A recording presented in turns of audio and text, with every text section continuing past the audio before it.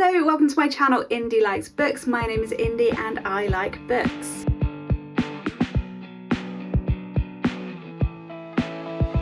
However, I did not like these 7 books that I read in 2025, so let's talk about them. A couple of weeks ago I gave you my best books of 2025. These are going to be my worst books. There aren't 10 of them, there's 7 of them this time, because the other 3 that I put into my matrix were mid. They weren't bad, they were just bleh. So we're going to go from least worst to worst worst. However, there are 3 worst books because when I put them through my matrix, they all came out with even rankings. Just going to put in a disclaimer that some of these books are very highly rated and very loved books. If you love them, I love that for you. I did not love them. And if we all like the same thing, the world would be a very boring place. So please don't come at me if I'm about to slate your favourite book, okay? Just skip on by. In 5th place, we have The Society of Unknowable Objects by Gareth Brown. This book had such an interesting premise and such a boring execution. It's about a society, the Society of Unknowable Objects, shocker, and they collect objects that have got magical powers in them. The idea is that they're taking these objects, they're putting them into hiding so people cannot abuse them. An object is found in Hong Kong and one of the members is sent over there to collect the object, but when she goes to retrieve it, another guy turns up, all guns blazing, shooting up the room, and he steals the object. So it becomes a cat and mouse chase between the society and this man, and they're trying to find out why he's collecting objects and stopping him. And as I said, that sounds really interesting, but it's so poorly executed. You've got a few different POVs, including the man that's shooting up the place. So you think that he's going to be the bad guy, but actually it turns out he's a completely pointless character. So why we've had all these POVs of this man just makes no sense. We've heard his whole backstory and he is not vital to the story in the slightest. Then there's like another bad guy, he's quite interesting. I don't know why we couldn't have heard about him for the whole of the story. And just the whole thing was boring. Very disappointed. One of my worst books. And in 4th place we have My Dark Vanessa by Kate Elizabeth Russell. Now I admit this is not a poorly written book. It is a very much enjoyed book. I just don't understand why it needs to be a book. It's horrific. It's a literary fiction about a teenage girl who is being abused, sexually raped by her teacher. And there's 2 timelines in it. You've got her at school and then her as an adult, because it's just come out in the public that he has been doing this to students. Half of the book is her being jealous that he is molesting other students. And it's just, the whole book just annoyed me so much. I think for one, because I knew men like that as a teenager and they're disgusting. And secondly, because she's so naive, even as an adult, I think she's about 30, she is so naive to what has happened to her. And I was hoping that at some point she'd turn around and she'd be like, yep, he did this to me, and she'd come out all guns blazing. And like the last page, there's a sort of revelation that what's happened to her was bad. It's a really irritating book. This was like the 2nd book I read last year, so it was 12 months ago that I read this, and honestly I've tried to block it out of my mind as much as possible. It's not a badly written book, I just don't understand why it's a book. You know? It just made me uncomfortable. In 3rd place we have got Let's Split Up by Bill Wood, and this was just a straight up bad book. For some reason it was really big on TikTok and I just don't get it. I've read a lot of thrillers. Okay, so I am slightly more judgmental with crime thrillers and murder books because I've read a lot of them, but this one was just nonsensical.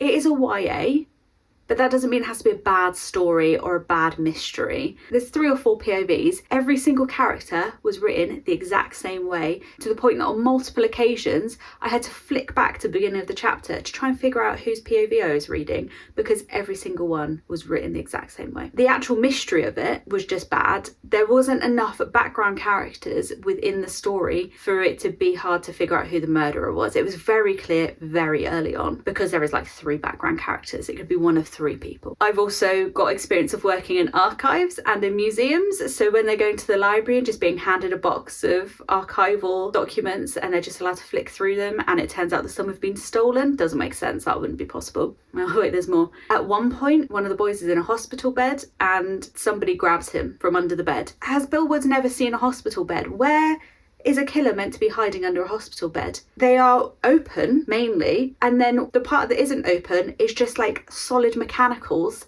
to make the bed move up and down. Where is a murderer meant to be hiding under there?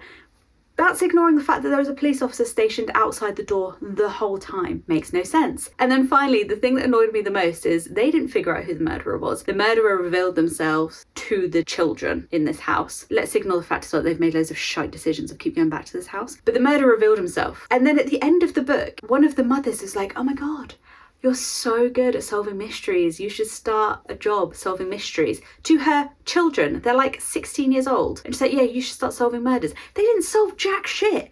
The murderer revealed himself. They literally did not figure out anything themselves. Everything they found was left for them on purpose. Whole book, awful. The only reason I finished it was because I was reading it for a challenge. Otherwise, I would not have read it. It was bad. Bad, bad, bad.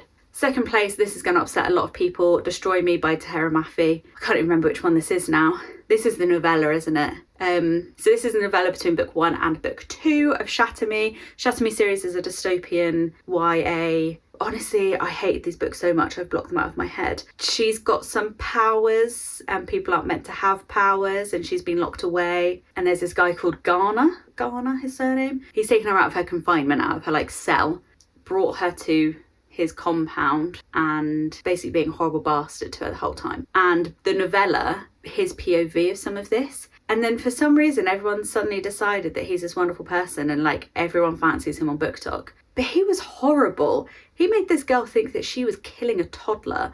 And everyone's like, oh yeah, but he had to do it. He had to do it. No, he didn't have to do it. Actually, he didn't have to do it. And seeing his POV was not redemption. I hate this book because of how much people love this novella and think that it redeems him from being a terrible person. And also it was just shit. I don't like novellas anyway. I don't like other POVs of stories I've read. So I was never gonna love it, but I read it because everyone was like, oh yeah, it's his redemption. No, it's not. He's still a trash person. He's just a weak trash person. So my number ones, my top 3 number ones, which is an oxymoron. These are in no particular order. So let's go with Unravel Me by Tara Maffey first. Much along the same lines of Destroy Me. I just thought it was boring. And again, people are like, oh my God, it's his redemption. It's not his redemption.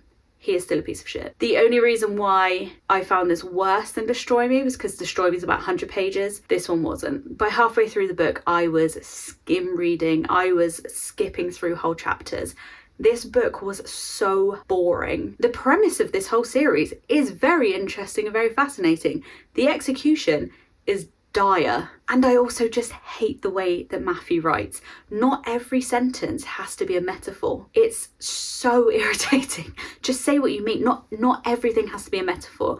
I know you think it's poetic and lovely. It's not. It's just annoying, actually. And yeah, the characters are irritating. The storyline is so slow. The romance is just, ugh. I hated everything about this book and I sold them. I actually sold all of the physical books on here, but a lot of them were audio and ebooks, so that's why I'm not showing you anything. Then we got The Dryad Storm by Laurie Forrest. I've spoken about this already so much on my YouTube, and I've only been doing it for a month, so I'm hoping I never have to talk about this book again. It is the final book in the Black Witch Chronicles by Laurie Forrest, and it was over 30 hours long on the audiobook, and it was just naff. There was something like 20 POVs. Something ridiculous. So the story was moving at an absolute snail's pace. Our main character, Ellerin, doesn't even come into the story until 7 hours in because there's all these other POVs happening, just muddying the waters. It's like the author finally realised that the whole point in her books was for it to be a discussion on climate change.